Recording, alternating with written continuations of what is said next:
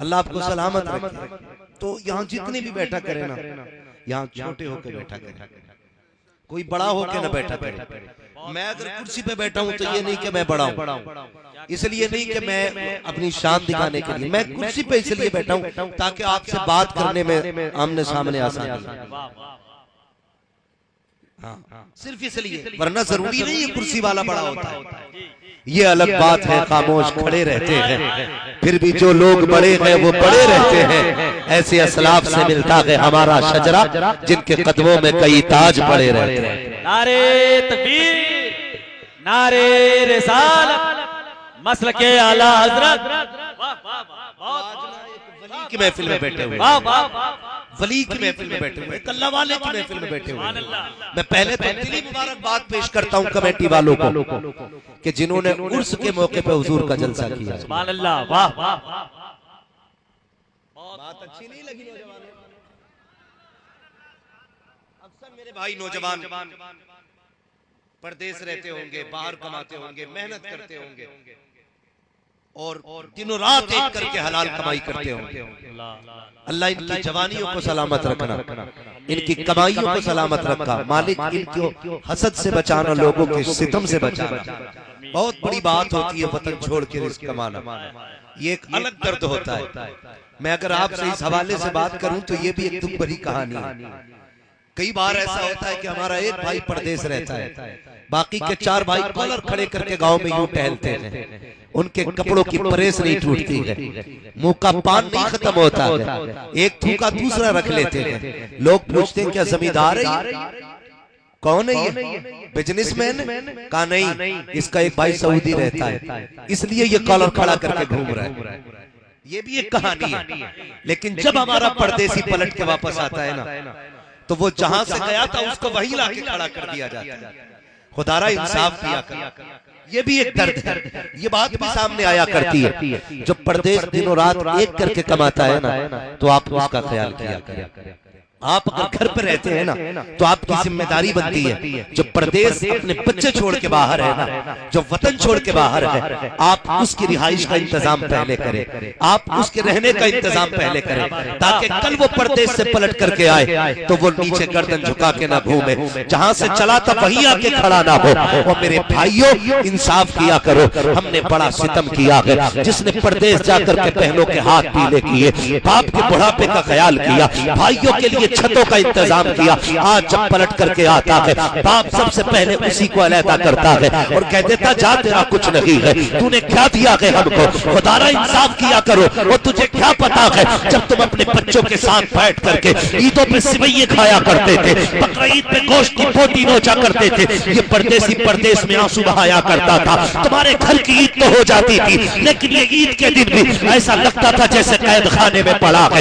اس کے ساتھ نا انصافی نہ کیا کرو. اگر یہ پلٹ کے آیا کرے, اسے عزت بھی دیا کرو, اس کو حق بھی دیا کرو, تاکہ یہ زمانے سے کہہ سکے او لوگوں, میں پردیس گیا تھا وطن کے لیے, مجھے وطن نے تنخواہ نہیں چھوڑا ہے, میں خالی ہاتھ گیا تھا, پلٹ کے آیا ہوں گھر والوں نے جھولی بھرا.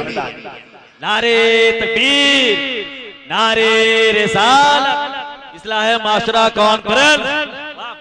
یہ بھی ایک درد ہے, برا نہ مانیے گا, اپنی خوشی سے کوئی پردیس نہیں جاتا. اور میں ان نوجوانوں کو سلام کرنا چاہتا ہوں جن کی زندگی پردیس میں گزر گئی.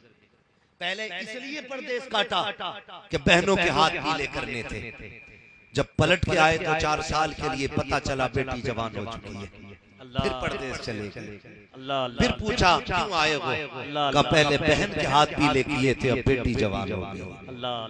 یاد رکھیے گا, جو اس طرح کی نیکیاں کرتے ہیں, خدا کی قسم, خدا کی رحمتیں ان کا بازو پھیلا کے استقبال کریں.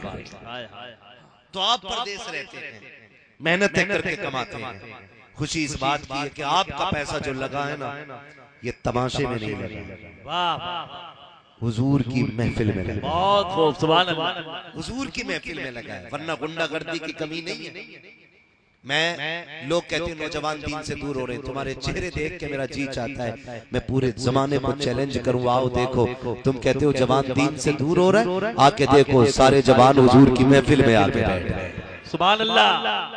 حضور کی محفل میں آ کے, کئی بار نا نہ سمجھ لوگ کہتے تھے کہ اگر ڈانس کی پارٹی ہوتی نا تو یہاں بھیڑ لگی ہوتی، ڈی جے ہوتا تو پیر رکھنے جگہ نہیں ہوتی، نادان گنتی لگا لے، آج یہاں کے جلسے کی گنتی لگا، کل کہیں پہ اگر ڈانس پارٹی ہو یا نچن ہوئے یا بھاڑ آئے بیٹھے ہو اسٹیج پر اور آ کر کے قوالیاں ہو رہی ہو، پھر وہاں کی گنتی لگا لینا۔ خدا کی قسم کھا کے کہتا ہو کوئی بھی محفل مدینے والے کی محفل کا مقابلہ نہیں کر سکتی ہے، کوئی بھیڑ ان کے دیوانوں کا مقابلہ نہیں کر سکتی ہے۔ رہ گئی کثرت دکھنے کی بات تو وہ بے ترتیب اور بے ادب ایک جگہ کھڑے ہو جاتے ہیں، اس لیے بھیڑ بھاڑ نظر آتی ہے۔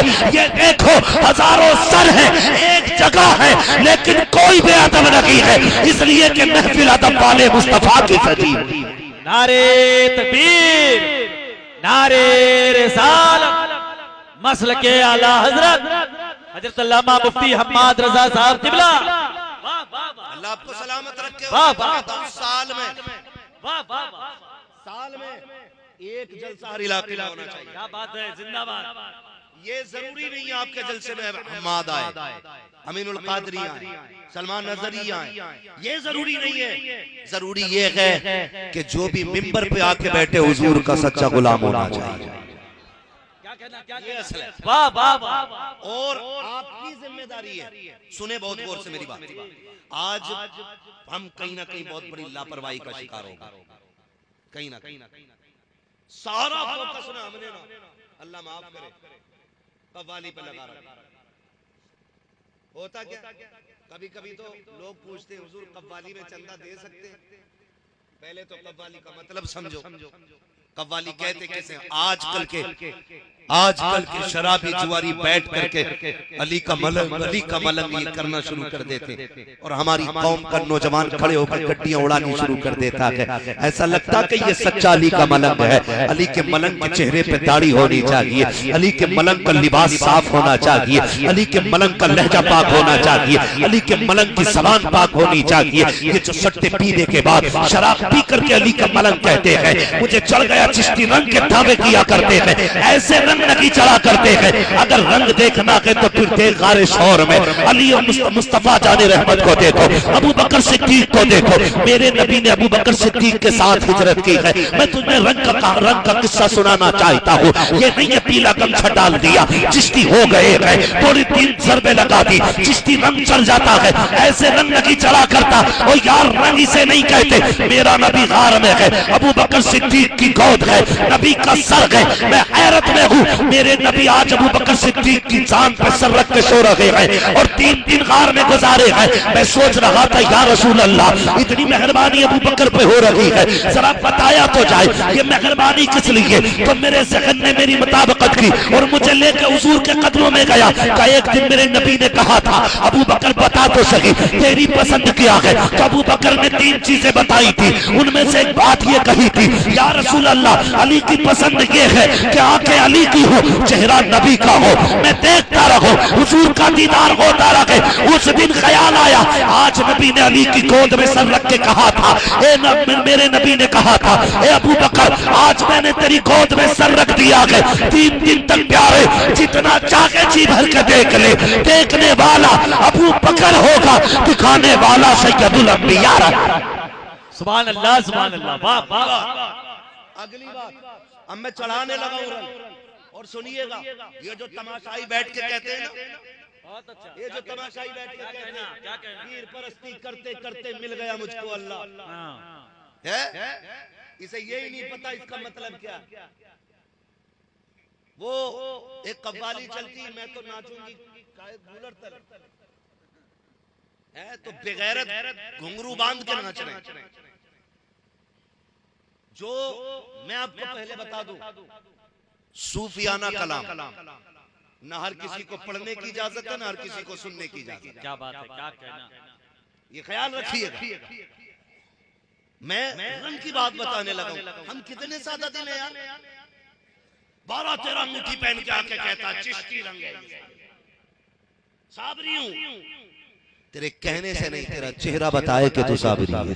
کیا بات ہے، واہ واہ۔ تیرا کردار بتائے کہ تو اجمیر والے سے پیار کرتا ہے۔ خدا کی قسم بریلویوں کو نام سے نہیں لوگ عادت سے پہچان لیتے ہیں۔ واہ واہ واہ کئی بار غلام غوث صاحب اور حضرت ایسا ہوتا اجمیر شریف چلے جاؤ نا، سلام پڑھنے لگو تو کلائی پکڑ کے پوچھتے ہیں بریلوی ہے؟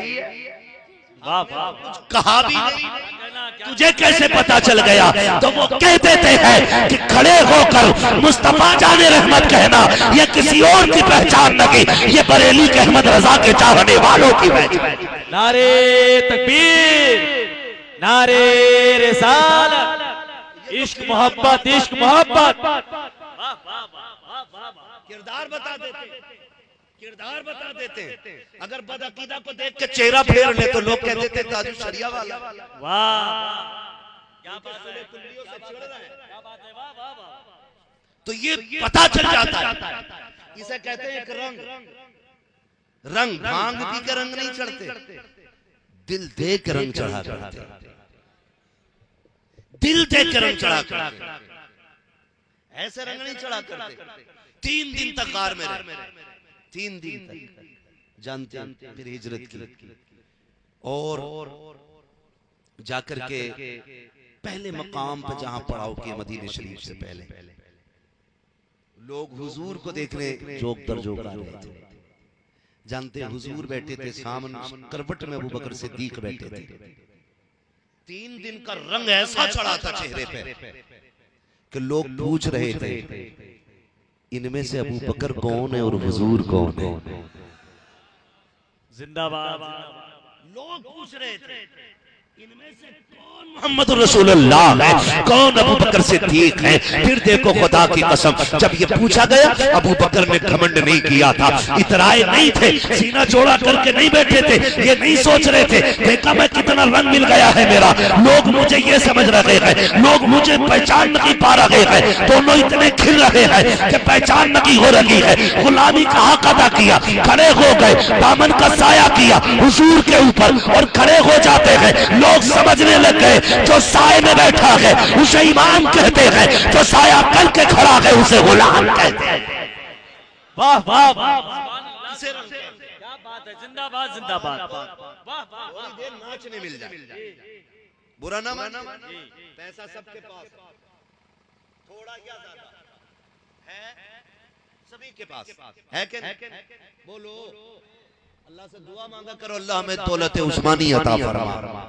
آمین آمین۔ دولت عثمانی کون سی ہے؟ جو خدا کی دین کی راہ میں خرچ ہوتی ہے، اس دولت کو دولت عثمانی کہا جاتا ہے۔ ہوتا کیا ہے؟ اللہ آپ کو سلامت رکھے کمیٹی والوں، جب تک زندہ رہنا یہ محفل اسی طرح سجتی رہنی چاہیے، یہی سجتی رہنی چاہیے۔ ہوتا کیا ہے؟ بلایا جاتا ہے، کہتے ہیں یار مزہ نہیں آئے گا، ایک مقابلے والی بھی بلائی جائے۔ ایک جگہ حضرت جانا ہوا، ہمیں پتہ ہی نہیں، اشتہار ویسے بہت کم دیکھ پاتے، دیکھ ہی نہیں پاتے اشتہار، کبھی کبھار دیکھ لیتے۔